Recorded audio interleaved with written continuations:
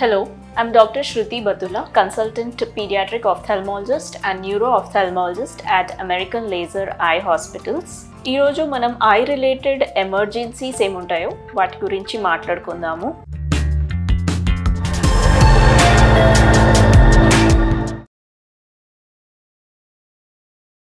So రీసెంట్గా ఒక patient వచ్చారు.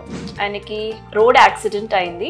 2 days అన్కాన్షియస్లో ఉన్నారు. మల్టీ స్పెషాలిటీ హాస్పిటల్లో ట్రీట్మెంట్ తీసుకున్నారు. నెక్స్ట్ డే ఇంటికి వెళ్ళేసరికి ఎటువైపు అయితే యాక్సిడెంట్ అయిందో అటువైపు కన్ను చూపు తగ్గిపోయినట్టు గమనించుకున్నారు. బట్ నా దగ్గరకు వచ్చింది మాత్రము 3 weeks తర్వాత. సో ఇలాంటి కేసెస్లో ఏమవుతుందంటే హెడ్ ఇంజురీ జరిగిన ఆర్ ఒక సైడ్ కంటికి ఆర్ ఫేస్కి దెబ్బ తగిలినప్పుడు మన కంటి నరం, ఆప్టిక్ నర్వ్ అంటాము, కంటి నుంచి బ్రెయిన్కి కనెక్ట్ అయ్యే నరము అది దెబ్బతింటుంది. ఈ కంటి నరం దెబ్బతిన్నప్పుడు దీనికి ట్రీట్మెంట్ చేయడం, ఈ condition is an emergency I condition. దీన్ని 72 hours ట్రీట్మెంట్ ఇస్తే ఫుల్ రికవరీ అయ్యే ఛాన్స్ ఉంటుంది.